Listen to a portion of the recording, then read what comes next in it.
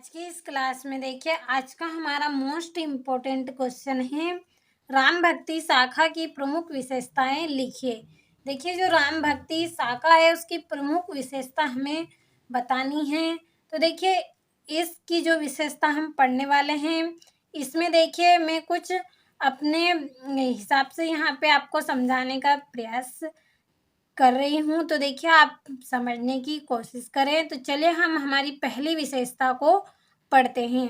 तो देखिए राम भक्ति शाखा की प्रमुख विशेषताएं निम्न प्रकार की हैं। इस तरह से आपको हेडिंग डाल लेनी है जिस तरह से मैंने यहाँ पे हेडिंग डालकर लिखा है। तो देखिए पहली विशेषता क्या है? पहली विशेषता है कि राम भक्ति शाखा के कवियों के इष्ट देव मर्यादा पुरुषोत्तम राम हैं। देखिए शुरू में ही जो हमारा प्रश्न है वो किससे है? राम भक्ति से है।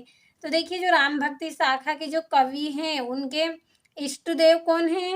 राम भगवान है। मर्यादा पुरुषोत्तम कौन है? राम है। तो उनको ही ये क्या मानते हैं? अपना इष्ट देव मानते हैं, यानी कि अपने आराध्य देव। इनकी जो आस्था है वो किन में है? राम, श्री राम में इनकी आस्था है।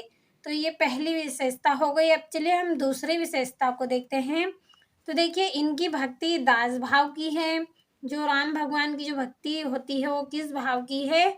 दास भाव की है। तो देखिए जो कवि हैं हमारे, इन्होंने जो भक्ति की थी वो किस भाव से की थी? तो इन्होंने दास भाव की भक्ति की थी।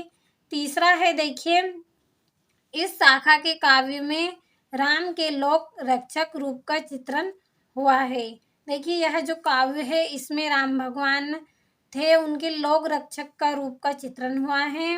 तो देखिए जब राम भगवान राजा बने थे तो उस समय देखिए वहाँ की जो प्रजा थी उनकी प्रजा को उन्होंने खुश करने के लिए बहुत सारा अपने जीवन में त्याग किए थे, लेकिन फिर भी वहाँ के जो लोग थे वो क्या थे? प्रसन्न नहीं हुए थे।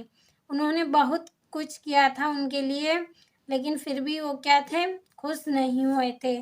तो देखिए इस तरह से आप यहाँ पे याद रख सकते हैं इस पॉइंट को कि इस शाखा के काव्य में राम के लोक रक्षक रूप का चित्रण हुआ था, यानी कि जो लोक रक्षक थे, यानी कि जो उनकी प्रजा थी उन्होंने हर तरह से सहायता की थी। हर तरह की जो समस्या थी उनका उन्होंने क्या किया था? समाधान किया था। अब देखिए हमारा यहाँ पे चौथा प्रश्न पॉइंट है, इस शाखा के कवियों ने प्रबंध तथा मुक्तक काव्यों की रचना की है। इस शाखा के जो कवि थे उन्होंने देखिए जो काव्यों की रचना की थी, तो कौन से काव्य की रचना की थी?